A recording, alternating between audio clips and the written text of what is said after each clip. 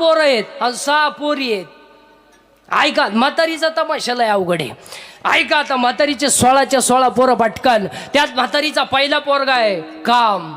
काम आणि काम जीवाला त्रास देतो यात काय नवल आहे. इंद्राला डाग लागला काम, चंद्राला डाग लागला काम, शंकराला कलंक लागला काम, विष्णूला कलंक लागला काम. अरे विश्वामित्र तपया खाली कुत्रा होऊन हिंडे वनी, ऐसे भुलले थोर थोर तेथे जीव किती पामर. दाढी जमिनीला टेकली होती विश्वामित्राची दाढी. 60,000 वर्ष तपश्चर्या केली होती गड्यानं, दुपार नाही.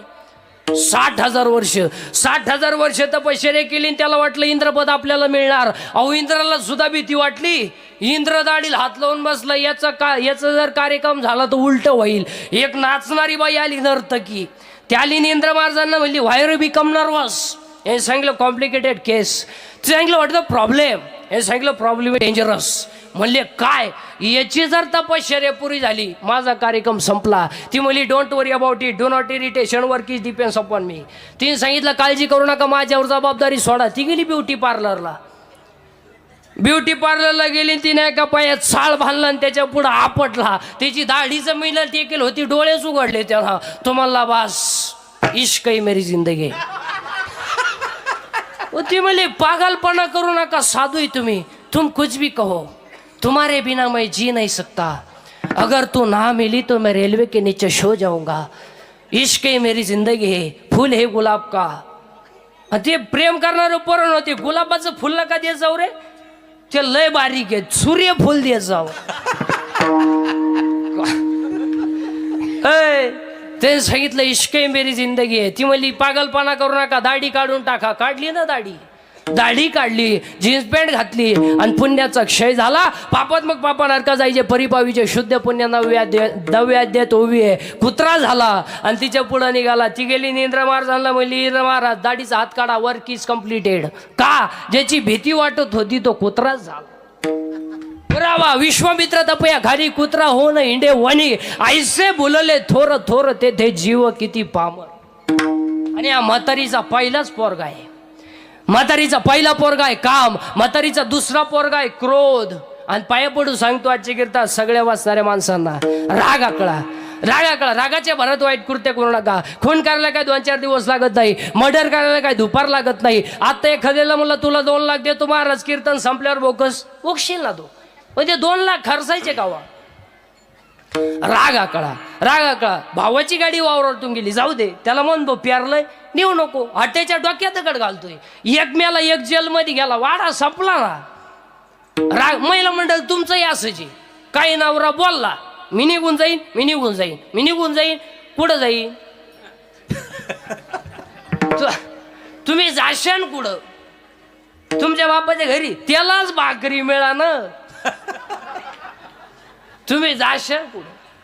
माणसं नुसती पिकली बारा. सीताफळ पाहिलं ना तुम्ही, दाबलं का मध्ये जाते. तशी माणसं नुसती पिकली. आता जर एखाद्याला म्हणलं टाळ नीट असो, तो म्हणता मला म्हणला हा टाळ तू उलट तिकडं. परत जर देवळा कधी स्लोन माय बापच सुद्धा नाही. राग कळा. एक वाक्य सांगू का, 2 मिनिटाचा राग तुमचं जीवनही संपू शकतो आणि 2 मिनिटाचा राग तुम्हाला देवही बनवू शकतो. कामाची कोतवालयाने नगमिल वैताने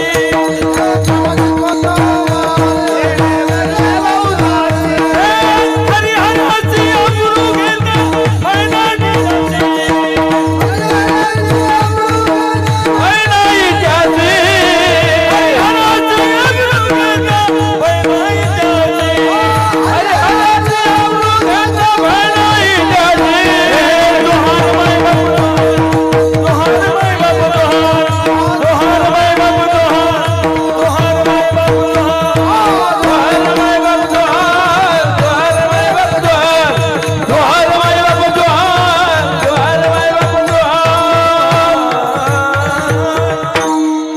पहिला पोरगा आहे काम, म्हातारीचा दुसरा पोरगा आहे क्रोध आणि म्हातारीचा तिसरा पोरगा आहे लोभ.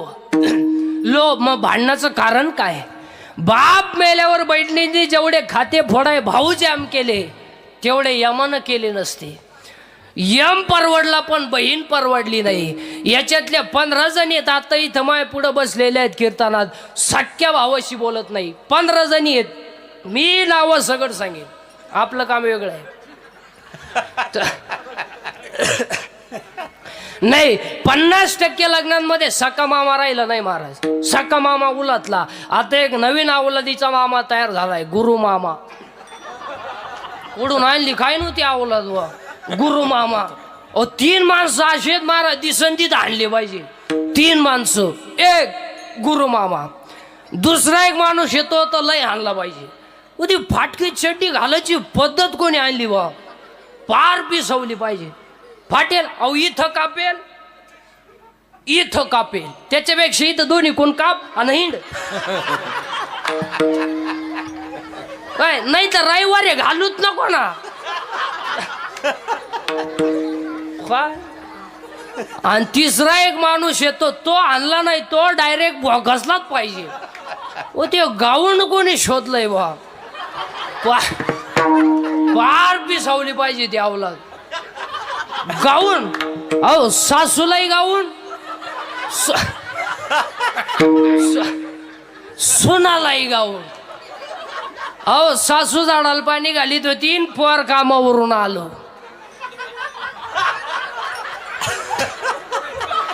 तिला डोळे दाबून म्हणता ओळख बघू, तिला कान फटाव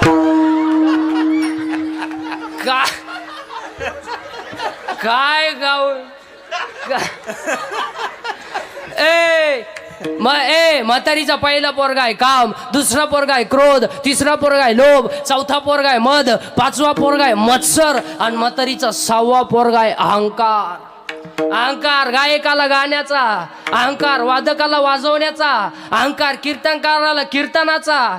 कशाचा का होईना पण आज प्रत्येकाला काय झालाय अहंकार. अहो काही माणसांना माई बायको देखणी आहे याचाच अहंकार. तो म्हणतो आपली पप्याची आई. अहंकार अहंकार अहंकार. अहो शेतातल्या मालाचे पैसे झाले आणि सासऱ्यानं ट्रॅक्टर घेतला. सुनबाई म्हणली मग पाय लागला आणि ट्रॅक्टर झाला. आता तुझा पाय जर इतका चांगला होता तर तो ह्या बापाला जप्तीची नोटीस का आली. इथे नाही बोलत, अहंकार बोलतोय. दे अहंकार अहंकार. किती झाले 6, अजून 4 पोरं राहिलेत. त्यात म्हातारीचा 7वा पोरगा आहे मी. मी मी गायक आहे, मी वादक आहे, मी कीर्तनकार आहे, चक्रमय. तू पांडुरंगाचं लेकरू आहे.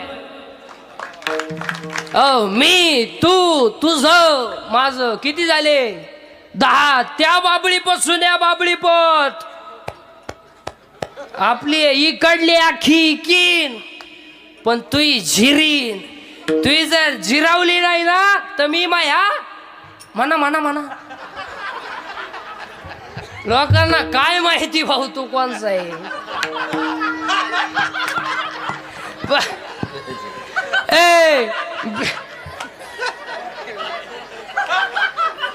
मी तू तुझं माझं. महिला मंडळ मी आहे म्हणून राहिले, नाही तर दुसरी रे. तू का नाही उलटली कोणीकडे, त्याला तिसरी गेल्या. मी तू तुझं. अहो सासूचं सुनेचं भांडण झालं. सून म्हणती भूक भूक, फक्त एखाद्या वर्षात मला कुत्र मांजर होऊ दे मग मी आहे. मी आहे म्हणून तुमच्यावर हे दिवस आले न दिवस जायचे दिवस आले. मी तू तुझं माझं. किती झाले 10. आता ऐका 6 पोरी. त्यात म्हातारीची पहिली पोरगी आहे आशा. आशा पाऊस पडल, पगार वाढल ना, पाहुणे येतील ना पाहुणे ना. रेंज गेली कायची, रेंज बायका मिळाना. आता बायको जेवढे लग्नाचे राहिले त्यांनी तो विषय जवळ काढूनच टाक. आता ते नवरदेव नाही होणार, ते आता ओळू. तुमच्याकडे काय म्हणते सांड.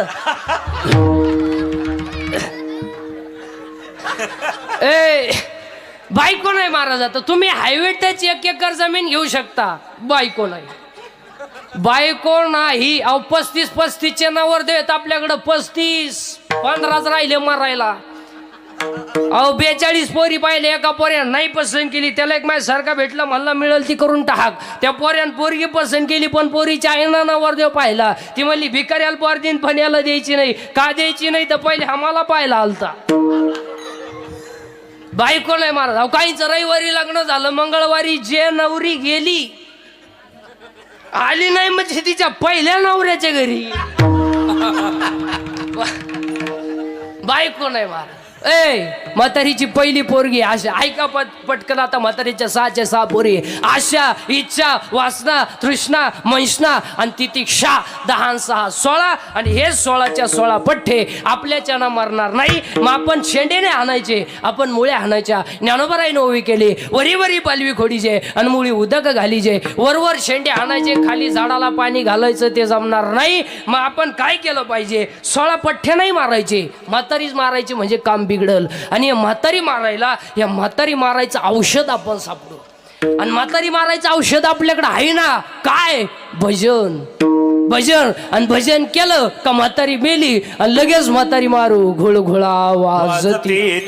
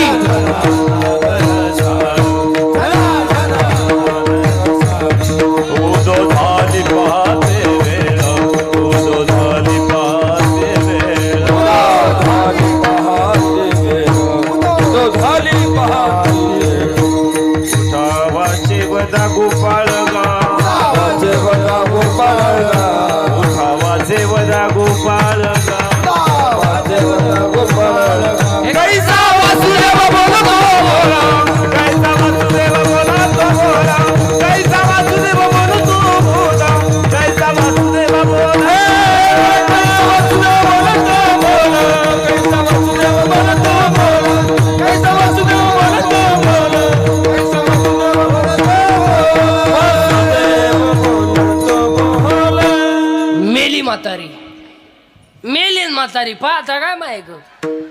मग ती वेळेला एका गपक्यात कशी काय म्हातारी मेली? कारण म्हातारी घाबरत होती भजनाला, आणि भजन केल्यामुळं म्हातारी मेली. आणि म्हातारी मेल्यामुळं आता आपल्याला मुलगा झाला. त्या मुलाचं नाव बोध. आणि तो बोध नावाचा मुलगा ज्ञानोबराय म्हणतात, मला निवृत्ती नाही त्यांच्या कृपेने झाला. आणि मला लग्न न करता 4 मुलं झाली. ज्ञानराज माझी योग्याची माऊली, साधकाचा मायबाप, ज्ञानाबाई माझी अनाथाची माय, आणि योगशास्त्र देती गाई. पहिला मुलगा वेद, दुसरा मुलगा योग, तिसरा मुलगा साधक, चौथा मुलगा अनाथ. पहिल्यासाठी अमृतानुभव, दुसऱ्यासाठी चांगदेव पासुष्टी, तिसऱ्यासाठी ज्ञानेश्वरी, आणि तुमच्या माझ्या सर्वांसाठी ज्ञानोबरायनं हरिपाठ लिहिलं. वा.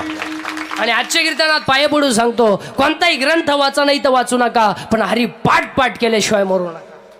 आणि आज कीर्तनाला घेतलेला अभंग हा हरिपाठातील 16व्या क्रमांकाचा आहे. ज्याची माया नावाची म्हातारी मेली, बोध नावाचा मुलगा झाला, ज्ञान आलं, आणि ज्याची बुद्धी हरीच्या चरणावर स्थिर झाली. बुद्धीचा